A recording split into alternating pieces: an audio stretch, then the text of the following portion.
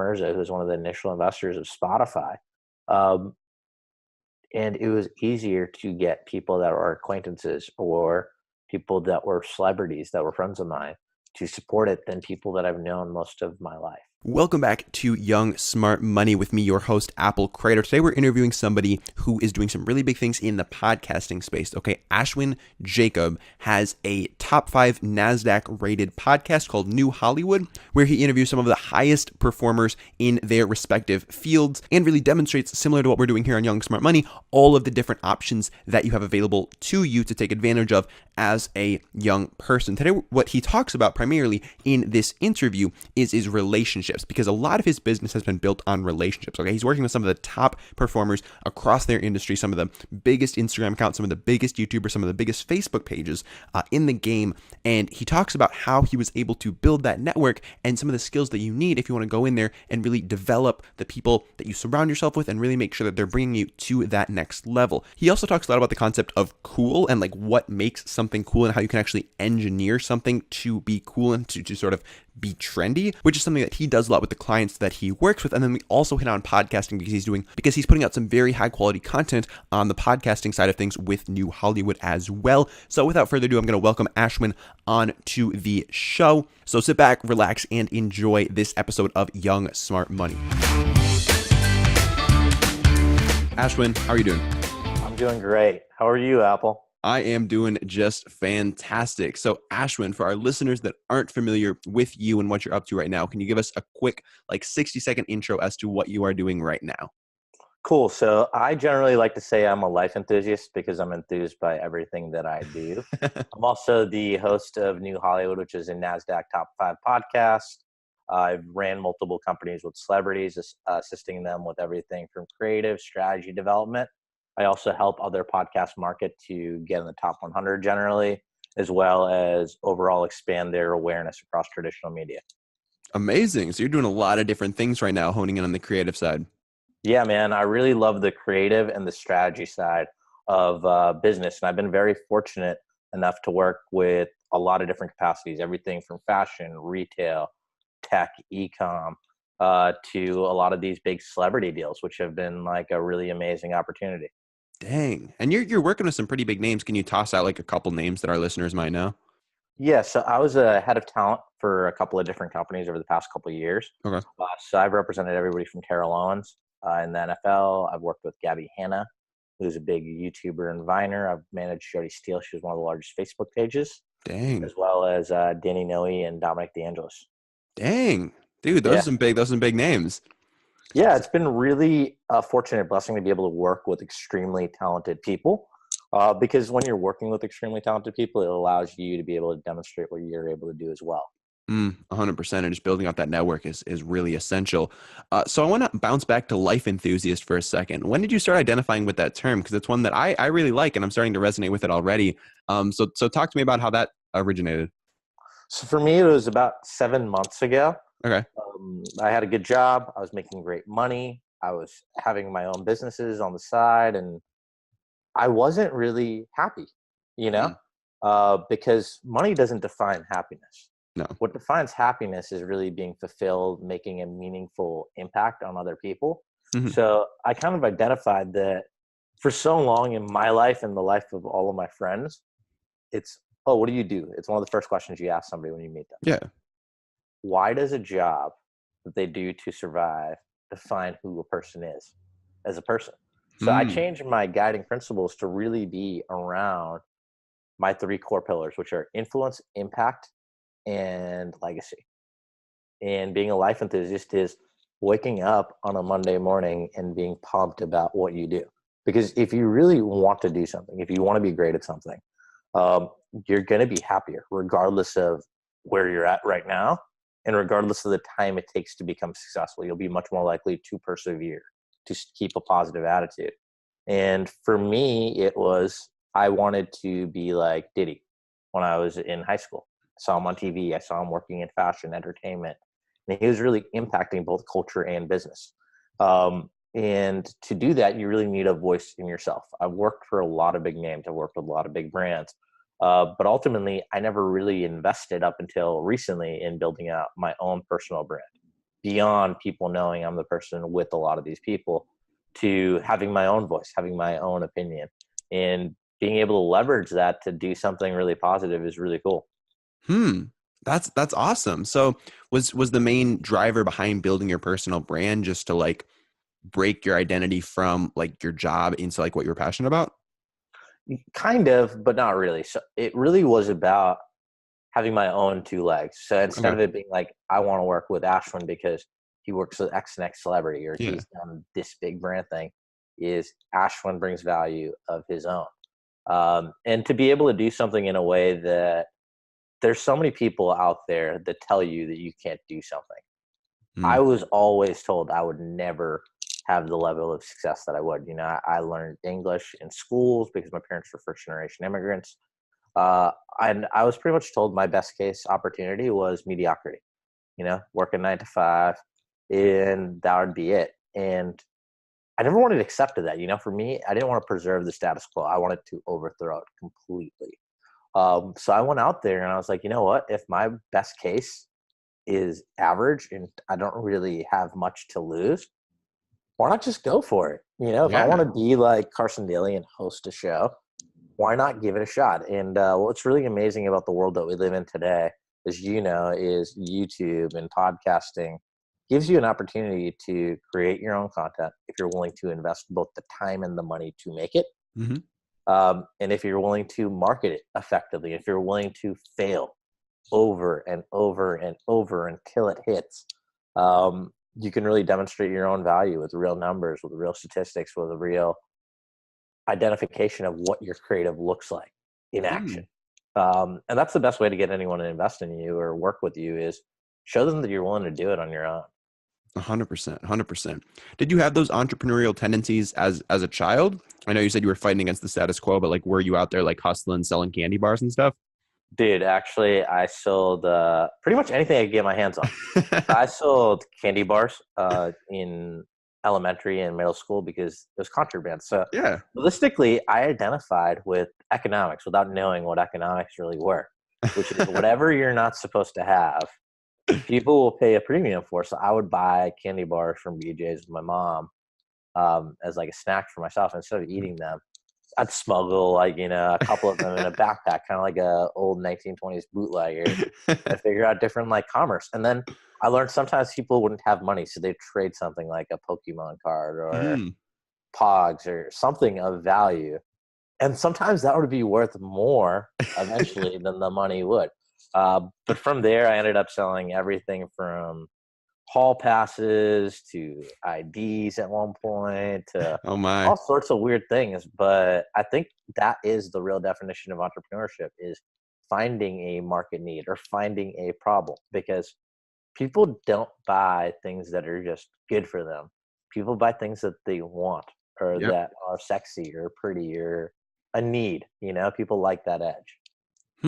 That's very interesting that you were even thinking about those things at such a young age, because a lot of people, they're just like they're going to school, they're the ones buying the candy bars instead of the ones selling the candy bars. So it's an interesting frame of mind. Yeah, dude. I don't know for you if there's anything that impacted you, but for me, movies and documentaries and just TV had a big influence in the world that I wanted to build for myself. I'd Hmm. watch TV as a kid and I'd be like, oh my God, I don't really feel like I fit in where I'm from. But, and I talk to the TV screen and I'd be like, if I knew that person would be my friend. And it's really surreal to be living in a world that is that. You know, I work with some pretty notable names. I've been able to be involved in some pretty awesome projects. But what's really cool about it is I watched a documentary a long time ago on PBS called The Marketing of Cool. And Okay. then it was followed up later on by one called Generation, I think it's Me 2.0 or something around social media. Okay. But really the truth of it is cool is something that's engineered. Mm. Building a relationship is something that can be taught. You know, Dale Carnegie wrote a book, How to Win Friends and Influence Yeah. People, one of my favorite books. Um, and I was always a shy person growing up. And now I speak on stages at major conferences like Build Your Empire. I'm going to be Yeah. speaking in Omaha at Berkshire Hathaway weekend, which is Wow. really, really cool uh, to be a part of. And I want to teach other people to do that. And that's where, after hosting the show, I got into, you know, writing my first book, which I'm in the process of right now.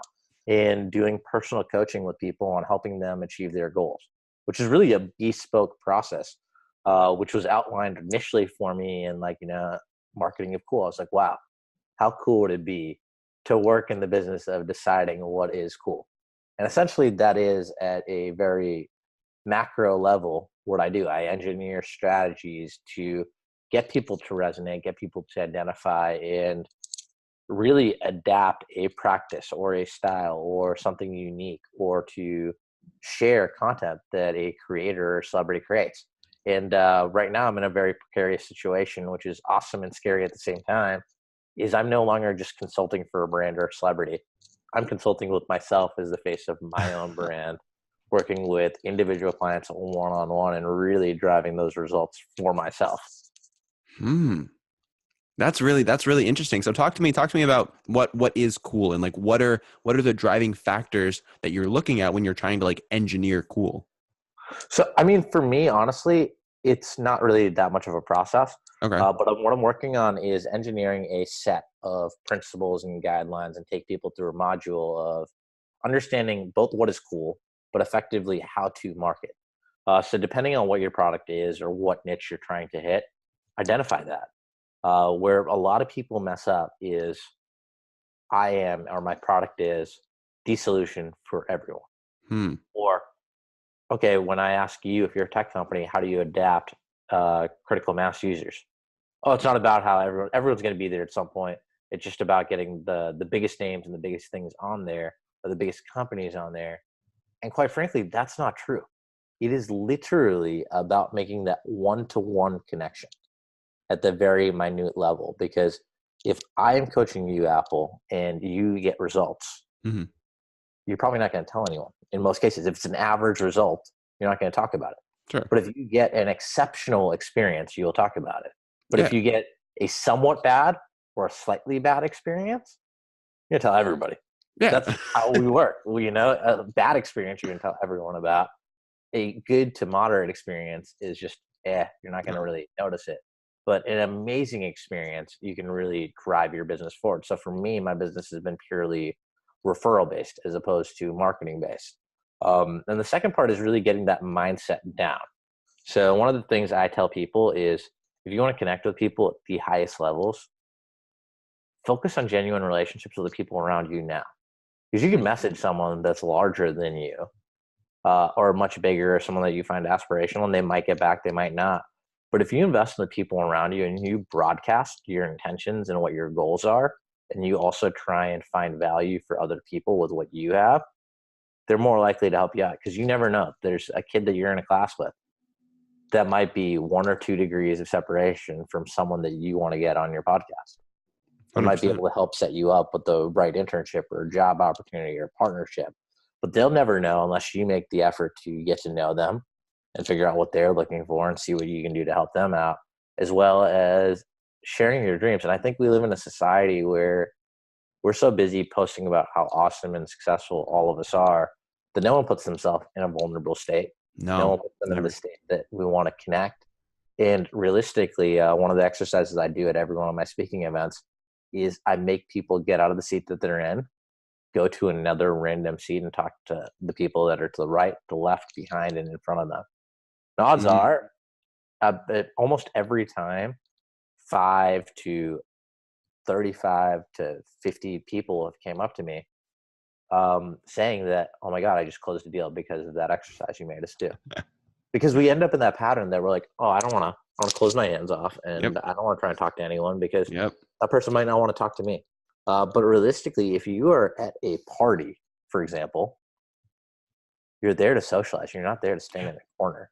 And we all end up doing that. It's like if I go with a friend, or if someone goes with a friend, they're going to most likely just talk to their friend and not make too many proactive efforts to reach out to someone, or someone snuffs them or doesn't really want to talk to them. They get hurt by it. And then they're just closed realistically, and then you get scared and you're like, oh, I'm not going to try again. But if you just keep opening doors and just being positive and being friendly, you're going to connect with the right people, as long as you don't have an expectation for something to happen. Oh, I really like how you hit on that, because a lot of people go into relationships having that expectation of like, all right, I want to get this out of this person, or I want to work with this person so that I can leverage it to do this. But like you said, like networking with the people that are already around you is a great way to get started, because you're not going into those relationships with expectations. You already are somewhat familiar with them, and you're not trying to just like see what they can do for you. I think that's really big. It's super key. It's like I genuinely ask a lot of questions to random people that I come into contact with because I'm curious.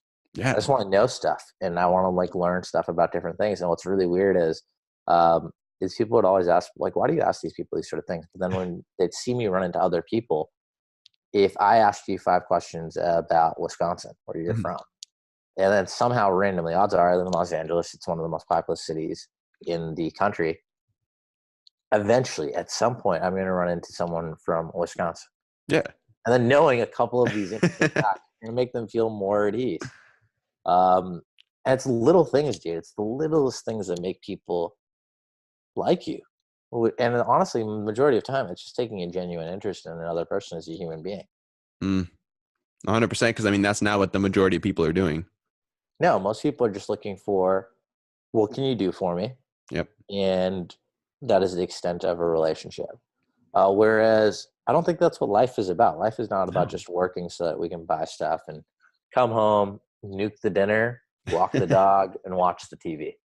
Uh, it's about connecting with people in a meaningful way, because you look at our hierarchy of needs, Maslow's hierarchy of needs, which I Mhm. think is very, very important for all of us to understand. The base level is your physical safety. Yeah. Next thing is a need for connection at a personal, like a friendship level, but also at an intimacy level. Um, and most people struggle with that because we grew up watching TV shows like Friends and Seinfeld, where people hang out with the same friends every day. And realistically, Mm. after high school and college, most people don't see their friends unless they live with them every single day. In fact, it's rare to see most of your friends in a week.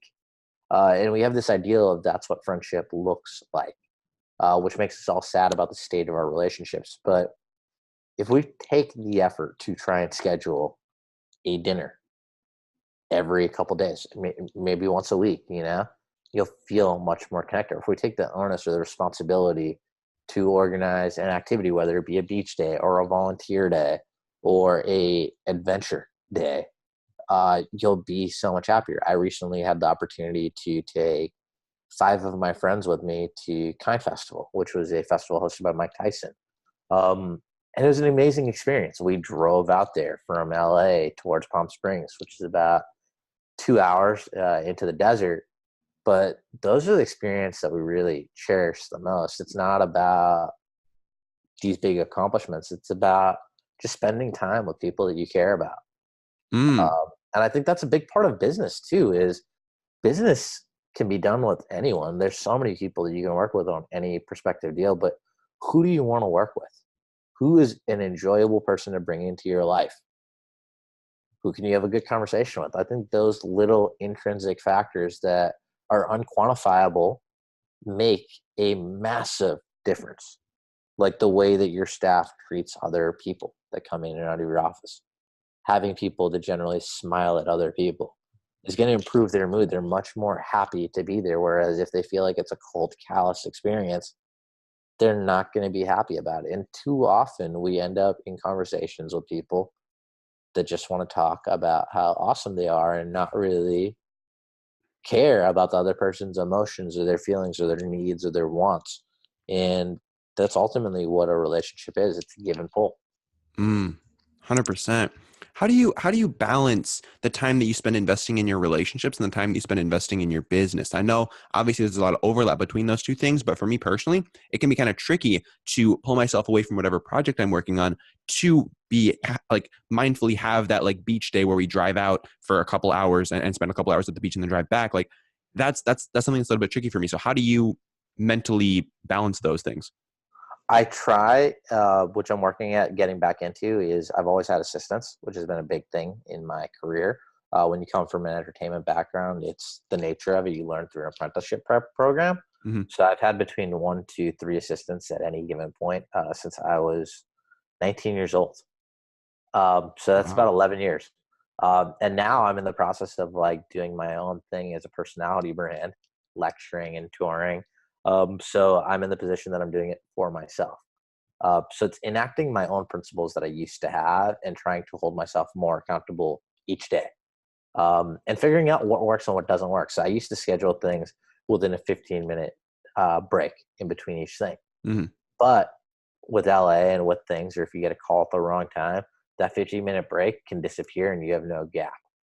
So I try and factor in a 30-minute gap if I'm commuting between locations, or a 15-minute gap between phone calls to handle getting snack, handle drinking a glass of water, taking a little mental break.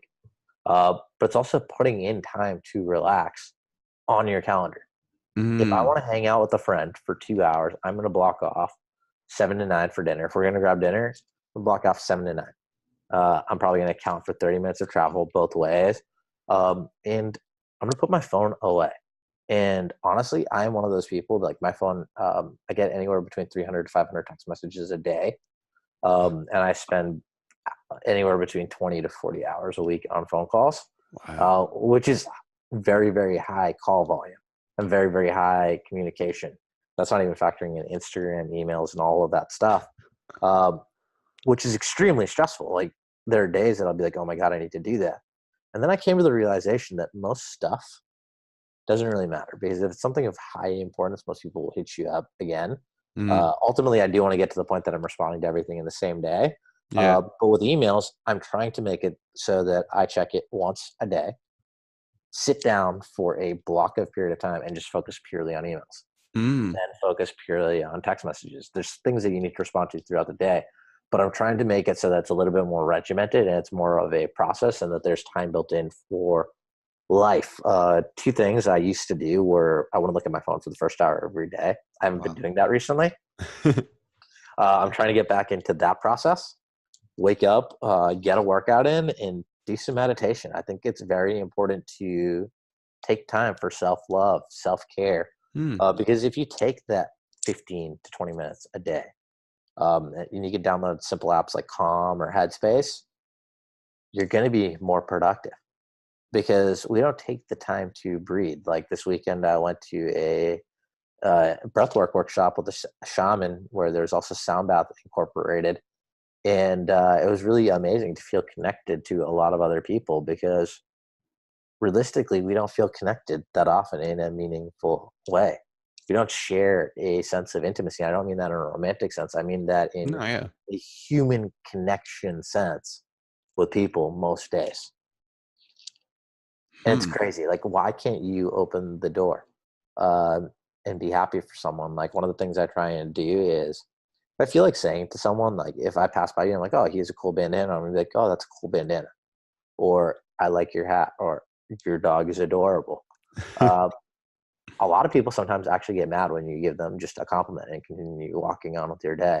Really? Or people are like, why would you say that? Or why would you do that? But realistically, there's so many people that if you told them that you liked their hat, or if you thought their dog was adorable, that is going to make their day. Like I would Yeah. love, when I lived in Boston, I took my little Chiweenie Lola out to the Boston Commons. Like, oh my God, this dog is so cute. I'm literally going to die. It make me happy or make her happy. Getting the attention, getting petted by like different people. And I think those little things make such a meaningful difference in our days. 100%. Yeah, and just taking like the 2 seconds to give someone a compliment, because like, what's the worst thing that could happen? Like, they get like upset, but like honestly, who's gonna get upset when you give them a compliment? Like, just I really like thinking about things in terms of worst case scenarios, and just like minimizing that worst case scenario to like the most or like the least daunting thing. Because like if you give someone a compliment, like the best case scenario is like you just made their day. Worst case scenario, they're like, who are you? And it's like you're never gonna see that person again. Like, why do you care? Why do you care what they think about you? Well, actually, what the really funny thing is, in most cases, most of your relationships are really a relationship with yourself. So if you go on a date with someone new, Hmm. uh, up to the first 5 dates, about approximately 50% of the stuff you think about that person is stuff in your own head. What do you mean by that? You've just projected something onto that other person. Huh. At that period of time, usually you don't know that person well enough to know what their intentions are or what their behavior is. You're just assuming a best case or a worst case scenario predicated on previous experiences with other people. Because our minds are wired for survival, Yeah. and the human brain is wired to solve problems. We're constantly looking for problems. I read an amazing book by Mark Manson called The Subtle Art of Not Giving a Fuck, Yeah. which is such an amazing book because it hits a really amazing theory in it for me, which is we spend so much time worrying. Whereas the worry about certain things is so minimal. Like people worry every day that they're going to Oh, lose their job. There are a lot of jobs out there. yeah. You'll be okay ultimately. And we have safeguards and things in place. As long as you're a decent person, you do all right by people, you're going to be okay. And we spend too much of our lives worrying about these worst case scenarios, whereas most of these Yeah. worst case scenarios aren't going to be something that you think about a hour, a day, or maybe even a week into the future after that thing happening. Mm. And like people get up in their heads about what they think other people are thinking. Mm-hmm. And a lot of times what I find is just people don't care as much as you think they do. Like if you are worried that somebody is like breathing down your neck because you haven't like reached out to them in a little bit, or that they are upset about something, like just 9 times out of 10, I find people don't care as much as you think they do. And it's never as big a deal to the other person as like you're making it out to be in your own head. So I think just like stepping back and not caring so much, not caring so much, but just not taking things and making things into more of an issue than they are has been something that's been really beneficial for me and just allowing me to maintain better relationships, honestly. It's really about flowing. We Mm, are never in a state of flow now. It's putting a big predication on once I have this thing, I will be happy.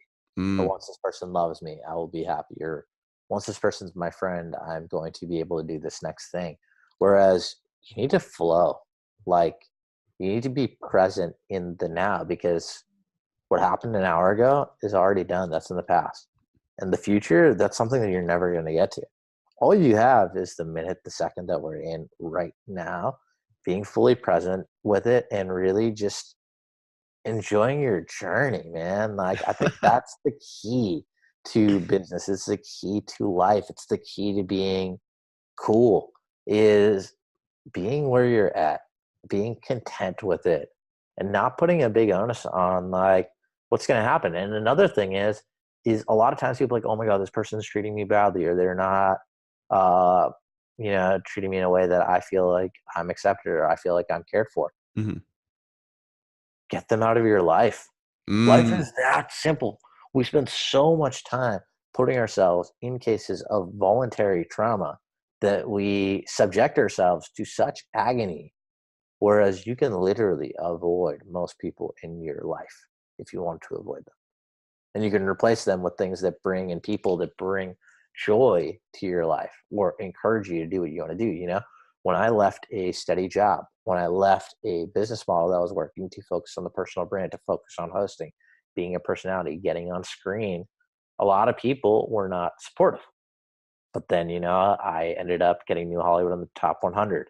I've had a lot of big notable guests. Like I had Tiny Lister, who's a star in Friday. I've had Cynthia Carmona, who's a actress and a lead in like 2 different shows, East Coast High, the Greenhouse Academy, and now David Ayer's film The Tax Collector across from Shia LaBeouf and George Lopez, to big names in the business world like Peter Marco, which is a really cool thing, or Fam Mirza, who's one of the initial investors of Spotify.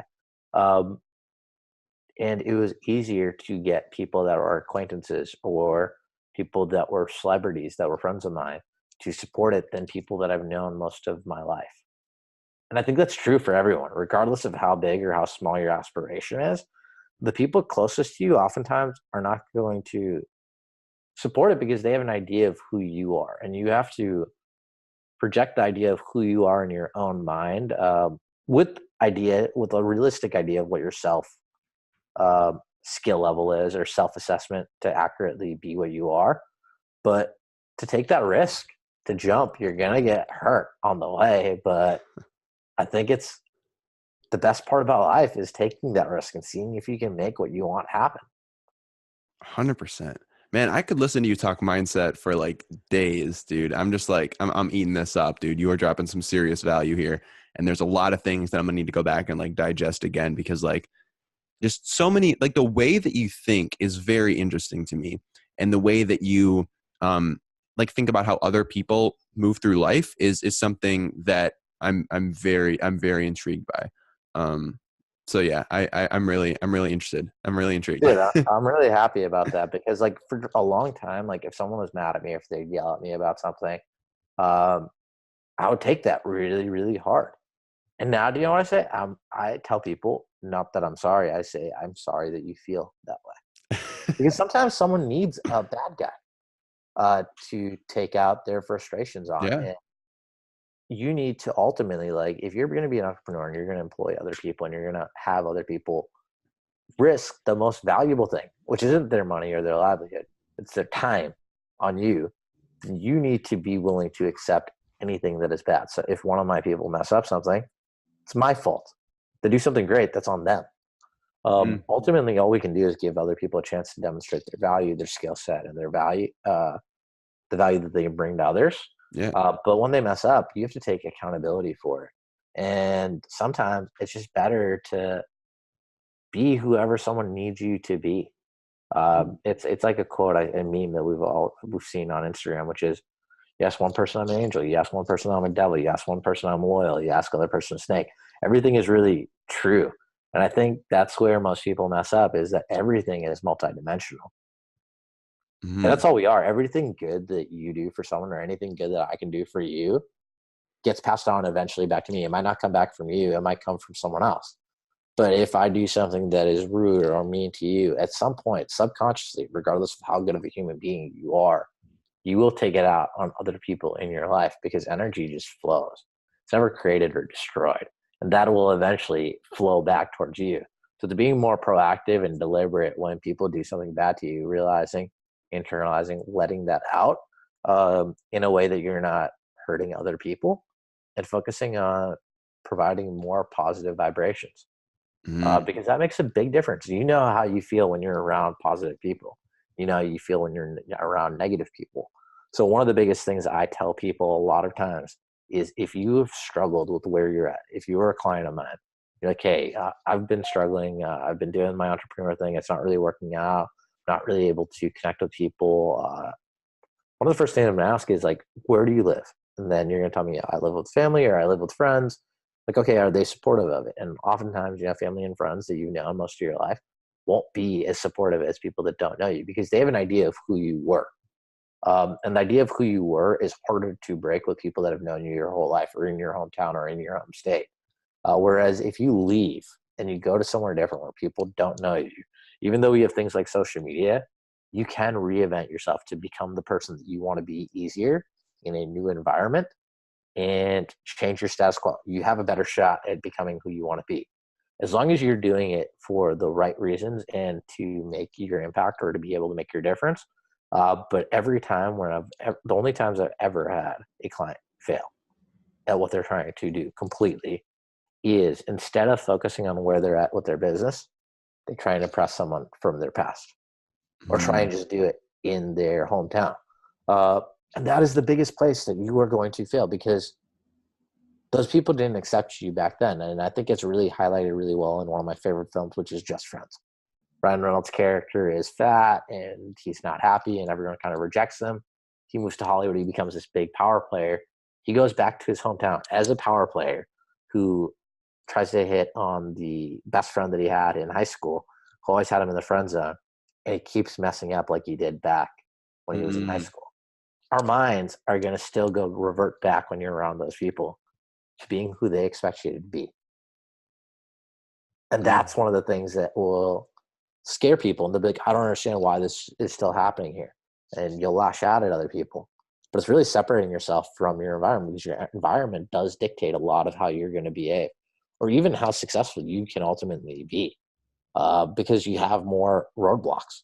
And why are you going to put yourself in that sort of thing? It's like, if I asked you to do 100-yard dash, would you rather do 100-yard dash at a track? Would you like to do it over glass, or would you like to do it over like an active war zone where there might be explosives under your legs?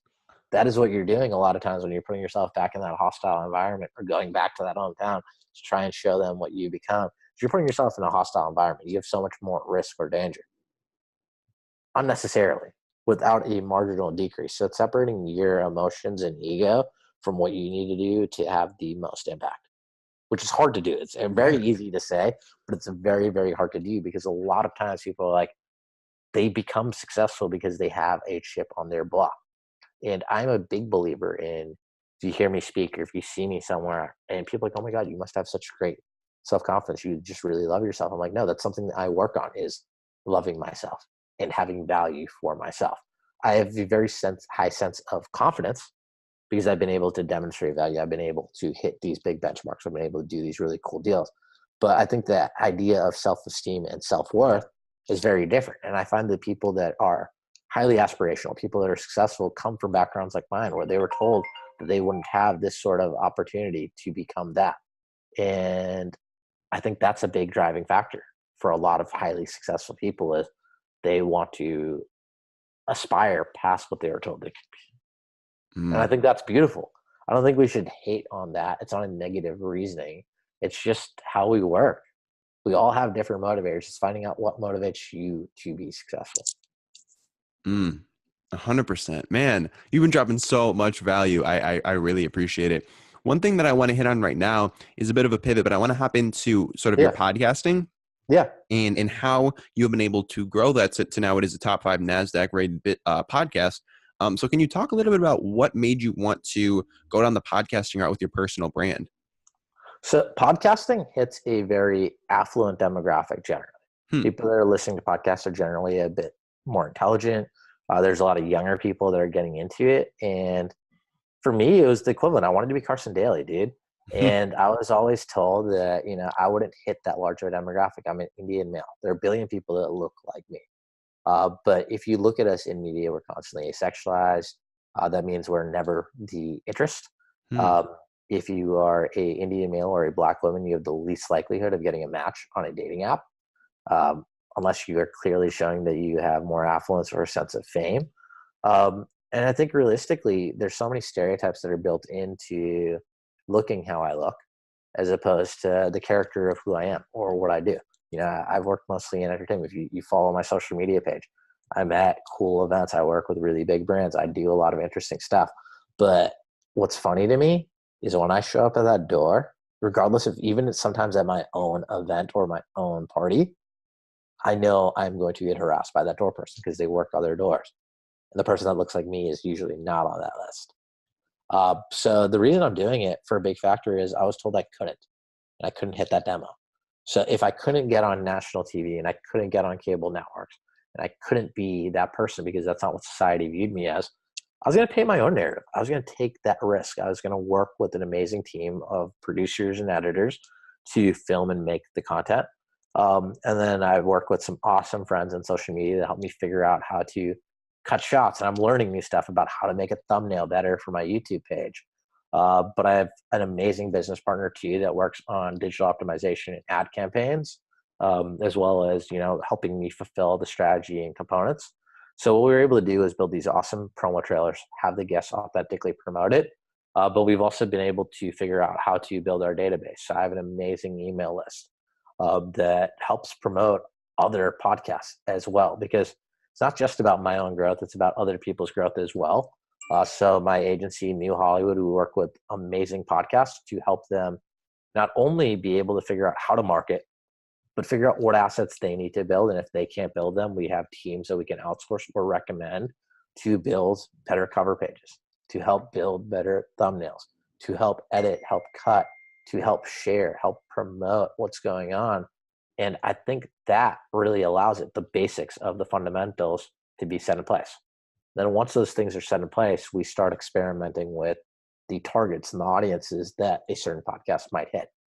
Then we figure out a way to get people to engage with it, how to get people to rate it, how to get people to leave a comment, how to get distribution through a network of in-niche social media accounts to drive awareness and drive habit-forming behavior. Ultimately, I can't make any podcast be amazing, but what I am able to do is I can help narrow it down, help marginally improve it each episode or over the course of that engagement, to drive more listeners, to create more awareness, to help figure out what the appropriate media angle is so that you can get coverage around what you're doing. For me, it was my story. I moved to LA with $500, a leaking air mattress, and I wanted to be successful, and everyone told me I could not. And they were like, yo, you don't dress the right way. You don't come from the right background. And I willed my success. I forced it to happen because I believed so passionately that I could do this, that I was willing to risk my last dollar to take these coffee meetings, take people to lunches, to sacrifice other areas of my life. I didn't have a TV in my bedroom until a year after I moved to Los Angeles, because that was $500 to $1,000 that could be used for other things that would incrementally improve my business. Even after I was somewhat successful in my business, I withheld that reward because I wanted to invest that back into what I was doing. And with the podcast, I've been able to take what I do as a personal coach for individuals, a strategist for large companies, and be able to share a bit of that with an audience for free. Because the ones that can't afford it right now, they can take that value and they can get their business to a level that they're sustaining and that they are thriving. They're going to remember that they got a lot of value from this. So that person's going to want to engage me.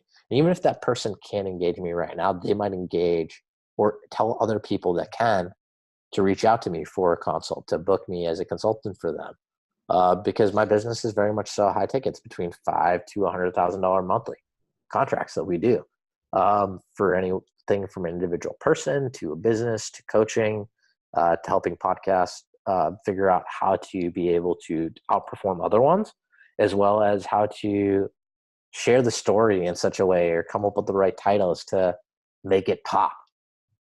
Which I think is the biggest thing, is figuring out how you communicate to other people. And I think that's something that myself and the team that I have are amazing at. And we've worked with some of the largest podcasts in the business, helping them figure out how to market, because ultimately we're not the reason that they are successful in their own right. It takes an intrinsic level of value, commitment, skill, and dollars invested to become a successful podcast.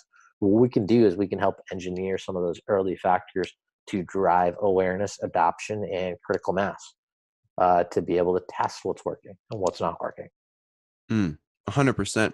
And with like hundreds of thousands of podcasts being out there, what are some of the key factors that you see separating the ones that end up being successful and the ones that you see fizzling out and dying? One is content planning. Okay. So I'm 12 episodes ahead at any given point. Oh, yep, at for least. my podcast. For sure. And For sure. I release, ideally, I'm trying to get better at my scheduling, which is releasing and getting the editing team in place so that it's releasing on the same days at the same time each week, as well as having the guests share and promote their episodes, because it's of mutual value to anyone to share their own story, which is really, really cool. But it's also being able to figure out what audience you truly hit. I know my audience is not going to probably realistically be tween girls interested in like the next teenage heartthrob. Like that's not the demo that I'm going after. I'm going after the teenager or the kid or the adult that is either starting their business, looking for inspiration, looking to learn about different career paths, or looking to learn from highly successful people. So the concept in New Hollywood is a city built on relationships. It's a lot of unlikely people that form unusual alliances. My logo is a coyote howling at the moon, because coyotes survive in the wild, in the city. They're omnivores. They work in packs. They work alone, which is how you have to be successful in Hollywood. But it's not just Hollywood now. Hollywood is what's in my hand right here on my phone. It's my screen. It's what size are you looking at? How are you communicating? Is it an email? Is it written? There's a lot of different mediums that we're communicating in. And I want to showcase everything. And I want to not work in that world that I grew up in, which is everything is a secret, but in a world of full transparency, because my honest to God belief is the more you share, the more you give, the more you help someone level up, the more you're going to get ultimately. Because I went from, working with large corporations and having large businesses. And, now I manage my own team. So a lot of that opportunity goes towards the team and the vendors eating before I eat. And then for the podcast, that was a passion project. It still kind of is a bit of a passion project, until it gets to the level that I need it to be a full out production. And my goal was big, because I come from traditional entertainment, is make it much larger, have very high production value. I film at a studio. We have a team. And I really am willing to sacrifice to make that happen. And ultimately, a lot of times things are done on favors because I'm able to trade something with someone that has a finite skill, that's an editor, or that's a graphic designer that can do something cool and help them in another area of their business with something that we're not trading money anymore. And ultimately, that's what we all really do, is trading value. And I think that's what the podcast really hits really well is, how do you trade value? How do you stop going from, I don't have enough money to compete, to how do I start in a small way? How do I get my foot in that door? How do I start building that confidence? Because it takes time. Nothing is overnight. Samuel Goldwyn said it really well, which is, I can turn anyone into an overnight star. Just give me 5 to 10 years. Which is the truth, man. And it's not necessarily about what we see in this day and age of, there's two types of entrepreneurs. One is, look at me, I'm super successful and it happened overnight. The other type is, you're going to struggle and it's going to be awesome, and you're going to struggle and it's going to be awesome. One is, do you want to struggle that much? Do you need it that much? In growing up, entrepreneurship wasn't as sexy as it is today. Now everyone wants to be an entrepreneur. Yeah. Whereas realistically, it is not sexy. It means you are unemployed. That means you don't have revenue coming in. You are trying to figure out how to make your rent until that business or that line item is working. And I've had lots of ups and downs. I've gone from being very affluent to being broke, to being affluent to being middle class, to being poor again, and going up and down, up and down. And there's a lot of cycles in business until you figure out how to create those multiple streams of income. How do you manage your time effectively and keep a life? But ultimately, for me personally, I care about that impact. I care about having a legacy. I care about impacting the lives of other people more than I do about being comfortable in a day-to-day life. I don't want to live an average life. I want to live something where I'm making a massive impact.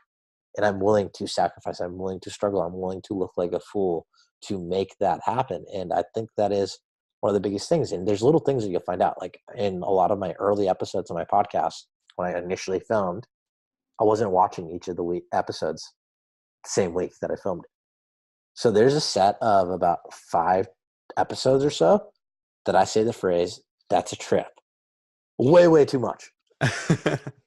It's almost like every 5 to 10 minutes, I'll say, "Oh my God, that's a trip." It's a filler word. It's something that I use in just casual conversation, which can mean it's really awesome or it's really bad. And now I'm more proactive in being aware of saying that's a trip, or that's gnarly, or little filler words, and being more deliberate in the words that I say, because there's a lot more communication skills that can be improved on. But it doesn't mean that episode is bad, because there's a lot of value in other areas. It just means there is something that you can improve on. And I think that's everything in life. You could have $1 million business, but that could be a $1.5 million business. It's just being open towards taking that criticism and getting marginally better each time. And that's the true measure of success. And that's what my team really drives out in a podcast is, within that first month, you are going to see enough noticeable difference in how your podcast performs. It's the same thing with any of my personal clients. We're going to drive down. We're going to have a lot of brutal discussions about what you want to do and the why. Because initially when I ask you why you want to do something, that's not the real answer of why. No. I'm ask you why again, and then you're going to tell me the answer that you think I'm looking for. I'm asking you why again. You're going to try and get a little bit more honest. And then the 7th or 10th time, you'll finally get to an idea of what your motivators are for each of the things that we're trying to accomplish. We're going to take some steps that are going to be brutal. It's not going to immediately pay off, but you will notice that you're building a solid foundation. You'll start improving, and you'll be able to do much more by being held accountable. It's like being a personal trainer for people's businesses. And I think that's really the coolest part about what I get to do, is I get to become a meaningful part about other people's businesses, because I'm not personally vested in it. I can help them because I am motivated by the compensation that I'm getting and creating the value that they're going to be able to do an amazing job. But for me, it's not just that client doing well. It's that client is the best opportunity for me to create lifetime value with other clients. Because if I do a good job for you right now, I help you with your podcast, or I help you with your business, you're going to tell a couple people. Yeah. Then you're going to refer a couple of other people. And then what I've been able to do, which is really awesome, is the highest rate of conversion in business, where a lot of people mess up, is we all have greed. So if I can make $10 selling a candle, and the candle costs me $5. I have a $5 profit.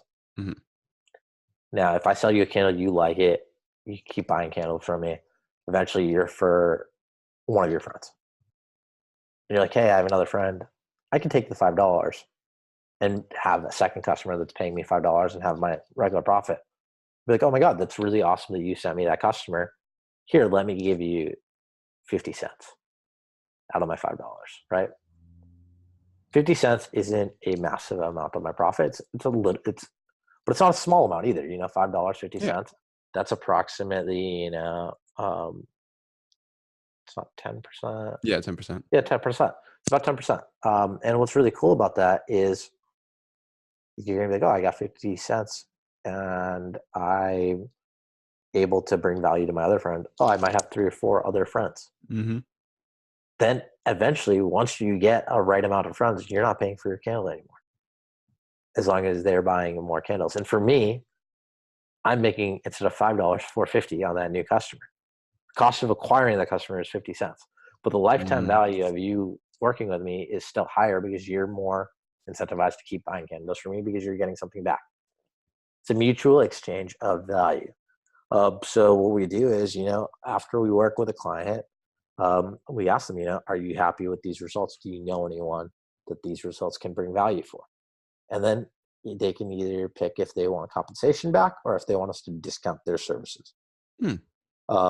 Which makes sense, dude, because if you're able to bring me 10 other clients that are paying that same fee, why wouldn't I want to not make as much money on you? Yeah.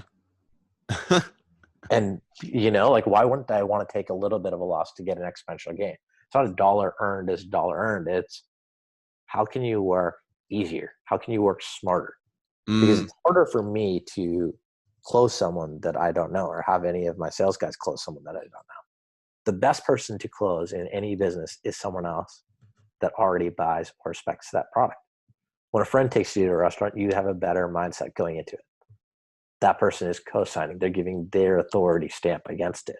And the highest rate of conversion in any business is still direct selling, which is person-to-person selling.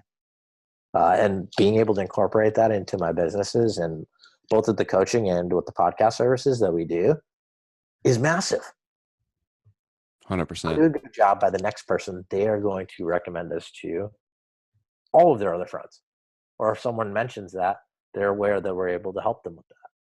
And I think that is such a major, major development in mindset that you can leverage to really crush it, to knock it out of the park, is incentivize and align your goals with that of your customers.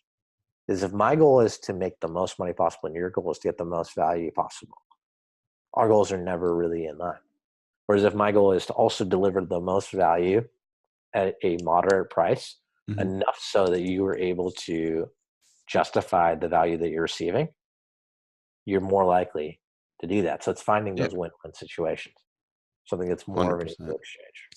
100%. If you guys didn't fully digest those last 5 minutes, rewind, take some notes because Ashwin just dropped some serious value right there. We're going to hop into some of the questions that I like to ask all of my guests right now before we wrap up the show. Are you feeling ready for it?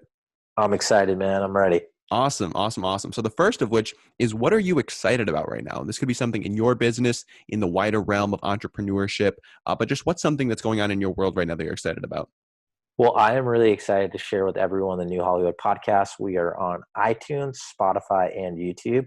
We have some amazing guests ranging from celebrities, business people, lifestyle.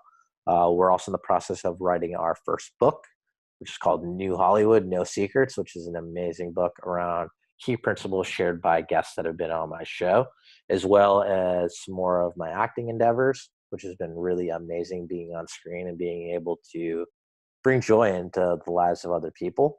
The two big things business-wise that I'm really excited with are working with the right podcasts and the right businesses to help them hit their critical mass, and working with the right personal coaching clients to really help them live the life of their dreams and better connect with people. Another really cool thing that's coming in the future is an e-learning course around relationship management, and another one on the art of being cool, which is something that's so valuable because everyone wants to be socially accepted. Everyone wants to have better relationships. And that is something that I can definitely help anyone at any skill level marginally or exponentially improve at, depending on the level of commitment and work that they're willing to put into their relationships and into the life that they want to live. 100%, 100%. What habits do you have that have served you particularly well? These could be business or lifestyle related. I think it's authentically caring about people. I'm an empath. I genuinely love other human beings. And a big part of why I'm in entertainment is I love to be loved. So caring about the people that come into my life authentically and genuinely is big. Like, I remember people's birthdays. I send a personal text message. I remember little things that people are interested in. I try and send them an invite to things around that. And I think those little things are very, very key. Other than that, taking care of yourself has been something that's new that I've been working on more. I've been doing meditation, breath work. I'm trying to get back in the gym more regularly. It's very, very key. I noticed that I was much happier and I got more work when that was a part of my morning routine. So I'm trying to recycle that back into one of the first things that I do in conjunction with meditation, because when you're feeling right and your mind and your body are in a great place, you're able to take more results. And I think that's super key. Absolutely. I know you're putting out a lot of content right now, but is there any content that you are consuming, whether that be podcasts, blogs, YouTube channels, books? I love audiobooks. I'm a huge, huge fan of audiobooks. So the Subtle Art of Not Giving a Fuck is really, really big for me. Ray Dalio's Principles is also another favorite. Dale Carnegie's How to Win Friends and Influence People, I think, is amazing. I'm also a big fan of Lewis Howes's School of Greatness. Your podcast is great, man. I love it. I think it's been really cool that you're doing it while you're in college, which I think is really unique, dude. Not enough people take time in college to try and connect with people in a meaningful way. Not at all. And that's the best thing, dude. Like, it is so much more valuable for you to be asking people questions about these different industries. Yeah. Because you're in the best place to learn. You're not yet fully defined to being a certain thing. I also love TV, movies, and film. I watch a lot of new films. I binge watch TV series. I think I learn a lot of stuff from that. I'm a big fan of like Billions. It's an amazing drama. You can learn a lot of stuff about just socioeconomic climates from shows like The Wire. It's viewing things with like an active perception on why people do things. Yeah. How that character moves, understanding the psychology of it. And I think that's one of the things that our level of programming and the level of skill that these actors possess really provides to us. 100%. 100%. Well, Ashwin, last thing I want to ask you before we wrap up the show is, where can people go if they want to find out more about you and New Hollywood? So we are everywhere on iTunes, Spotify, and YouTube as New Hollywood Podcast. You can just search the word New Hollywood. We are at New Hollywood on Instagram, and I'm at Ashwin Jacob on everything from Instagram, Twitter, Facebook. Feel free to friend me. If anyone wants to shoot me an email, I'm Ashwin, ASHWIN, at newhollywood.biz, B-I-Z. Awesome. I'll be sure to link up all of those. Right there. Yeah, I'll put all those in the show notes as well for you guys to check out. Ashwin, any last words of wisdom you have for our listeners? I know you've been dropping a lot of value throughout the entire show, but any last parting words you want to leave with our audience today? Regardless of where you are at or the level of success that you're getting by impacting any of these tips or tricks that I've given you today, realize that you're running your own race. It doesn't matter that I might get more phone calls than you, because my phone didn't ring for a long, long time. And one of the things, I'm a big fan of music. I'm a big fan of John Bellion. I listened to a song recently called, Conversations with My Wife. And one of the biggest things for me is, as much as I complain that my phone rings hundreds of times a day, I love it. I need it. I partially am motivated by it. But finding people that love you when your phone doesn't ring and care about you is so key. And taking the time, regardless of your level of success, to enjoy your life today, regardless of how much struggle or how much time you need to invest into it, is important, because some of your best business ideas are going to come when you're out skateboarding, when you're hanging out at the beach, when you're taking a day trip with friends. One of the things I'm going to do this week is I want to go to the San Diego Zoo. No real reason. I just kind of want to experience that. I dig it. And I think that's fucking awesome, bro. And I think that's what we all need to do more of. Yes, man. Oh, well, I really appreciate your time. I appreciate you dropping those words of wisdom and citing John Bellion. He's a legend, man. So I really do appreciate it, Ashwin, and I appreciate your time. Thank you very much for choosing to spend it here on Young Smart Money. Thank you, man. I appreciate you. Well, I hope you guys enjoyed this latest episode of Young Smart Money and got a ton of value out of it. If you did, do not forget to subscribe to the podcast. It only takes about 5 seconds. If you're walking the dog, if you're going to the gym, pull that phone out of your pocket, press that subscribe button, and drop us some love in the ratings and review sections as well. Those really do help the podcast get in front of even more people and helps us get even more amazing guests on the show. And I do read each and every one of your ratings, reviews, message that you send me. They really do impact me and the show and show me exactly what you want to be seeing here on Young Smart Money. So again, do not forget to drop us a rating, review, and subscribe over in iTunes. And guys, have a wonderful day. Take care. And I really do appreciate you choosing to spend your time here with us on Young Smart Money. Have a wonderful day. Real quick, just launched a new project called the Online Course Examiner, basically the Yelp of online courses. It is blowing up lately, onlinecourseexaminer.com. Check it out.